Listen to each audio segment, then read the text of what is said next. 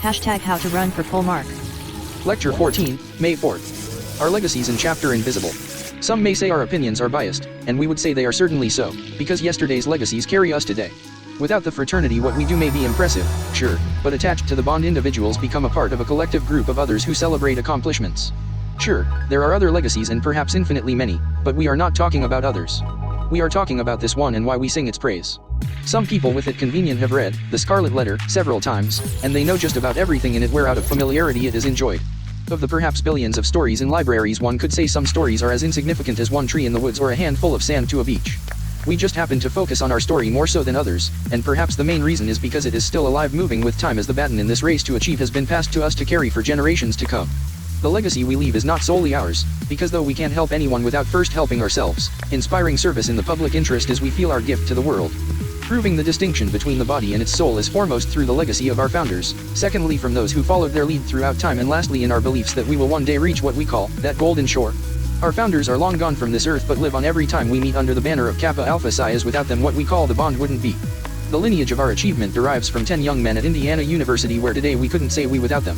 A window into yesterday, reading the history of Elder Watson Diggs, 1883 to 1947, Byron K. Armstrong, 1892 to 1980, Ezra D. Alexander, 1891 to 1971, Henry T. Asher, 1890 to 1963, Marcus P. Blakemore, 1889 to 1959, Paul W. Kane, 1890 to 1931, George W. Edmonds, 1890 to 1962, Guy L. Grant, 1891 to 1973, Edward G. Irvin, 1893 to 1982, and John M. Lee, 1890 to 1958. One may find pride in themselves knowing that they may do likewise.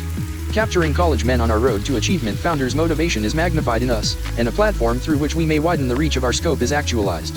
On the foundation they laid long ago, we stand with you here today under the pole march and the accomplishments of those who have or have had achieved with our program.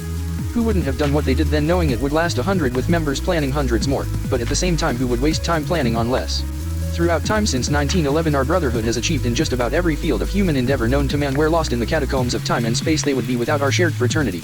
Those between then and now who've used our program objectives to achieve revered to our founders and deserve the same from us here today. Just to name a few, and when they transitioned to the chapter Invisible, who most should know, mentioned in William L. Crump's The Story of Kappa Alpha Psi, our 4th past Grand Pole March W. Ellis Stewart, April 2nd, 1995, 13th past Grand Pole March J. Ernest Wilkins, January 19, 1959, Judge Wendell E. Green, 1959, Bishop Reverdy Cassius Ransom, 1959, Laurel Wreath recipient T.G. Nutter, November 1959, Judge Carl R. Johnson, March 16, 1961, Laurel Wreath recipient Judge Armand W. Scott, 1961. Attorney Louis Orth, September 5, 1961, Louis Loutier, 1962, Detroit's Mr. Kappa Alpha Psi, Joseph A. Cragen, 1962, 3rd past Grand Pole March George F. David, March 16, 1963, Duke Frederick W. Slater, August 14, 1966, 8th past Grand Pole March J. Jerome Peters, November 5, 1966, 10th past Grand Pole March James E. Scott, August 14, 1968, Laurel Wreath recipient George E. C. Hayes, 1969, Lionel F. Artis, September 2, 1971, Laurel Wreath recipient Perry H. Lee, 1973, and 9th past Grand Pole March Theopolis M. Mann, May 11, 1975.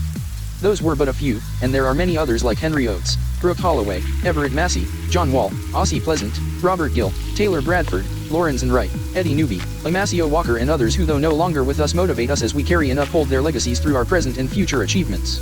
Though we are all here today, tomorrow is not promised to anyone, and as days pass bringing us closer to our mortality, we thank the Lord that we found this brotherhood that extends our legacies further than we ever could individually.